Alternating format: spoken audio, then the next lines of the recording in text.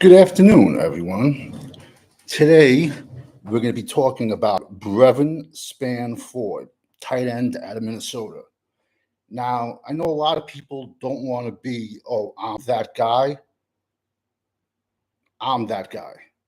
Because all you got to do is go onto my channel, go back a month ago when I did my top 10 tight end rankings, and he was number 10. 6'6", 270. He was a third offensive tackle in the running game. Super soft hands, was underutilized, played in a very, very, very conservative Minnesota offense. That was my breakdown of him a month ago. And now we're finding out that he got the most money out of the highest paid undrafted free agents that was signed in the NFL. I think Dallas gave him like 250, 245. I don't know. I said that a month ago. So I don't know in the Twitter world how this is all news now. I said it a month ago. And like I said, I'm very comfortable with being that guy. I'm the guy that everyone loves to hate. But I'm real. So let's talk about minicamp with the rookie camp. If Cooper Beebe can snap and play center, it's a steal. It's a home run. But the fact, I'm not delusional like all the other Dallas fans. I'm not delusional, and I'm not going to say that he played left tackle, he played left guard, played right guard, he played right tackle. There's still a reason he never played center. And I don't want to hear, oh, he played center in college, or he practiced it. No, he has 0 snaps live ball. So to just think he's going to slide right over, I think is just a little bit, let's see how it goes. You know, listen, he was my number 2 rated guard, which I put out over a month ago. So I was ecstatic to get him, but I would have took Zinter from from Michigan over him. But we'll see. So like I said, worst case scenario, he plays guard, and he has left tackle flexibility. So, I mean, I'm happy with all that.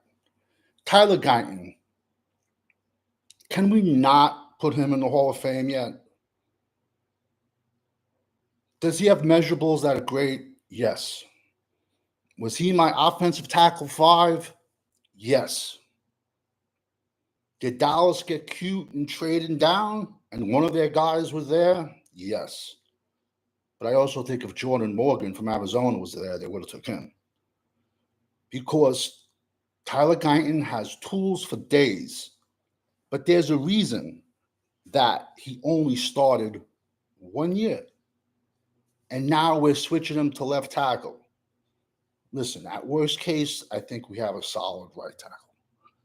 But all I'm trying to say is, and this is why people hate Dallas fans, this is why people hate the Dallas community, it's because we just anoint everyone Hall of Famers. You know? So it's like that. Marshawn Nealon from Western Michigan. He was my 5th ranked edge. Did I have higher players on the board of him? Yes. It was a very, very weak edge class.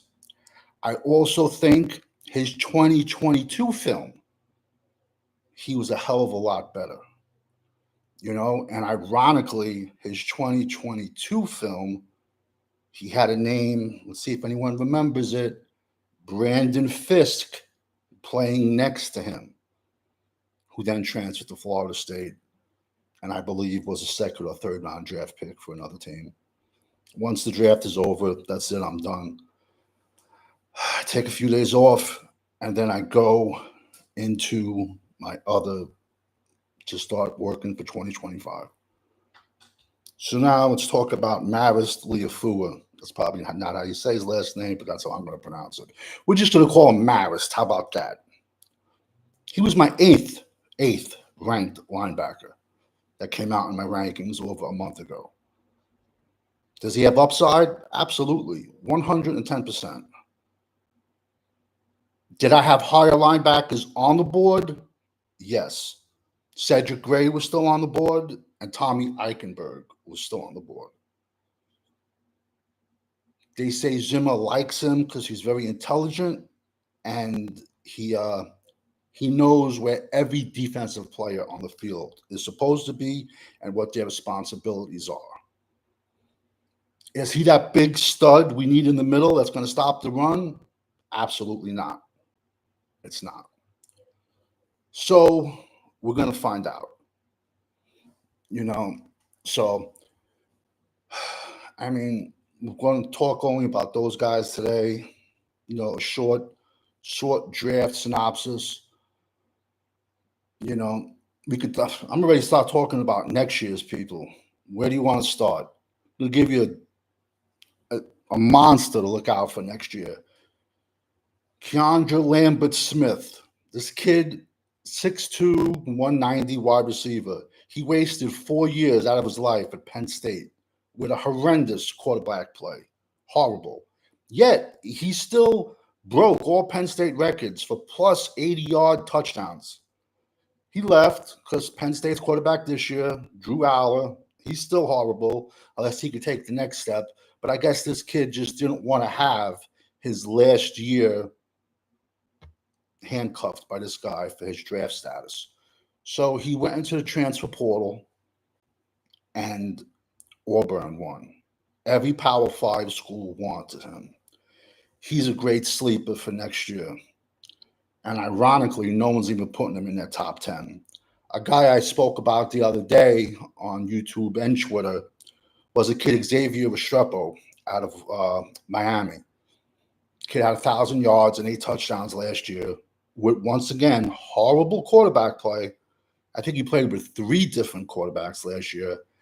And now they finally got a kid in, a transfer, Ward at quarterback.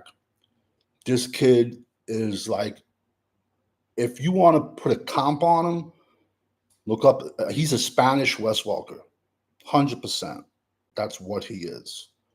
He's a great sleeper for next year. So we're going to do daily sleepers. You know what I'm saying? Like I said, once the draft is over, boof, I'm already looking at players for next year.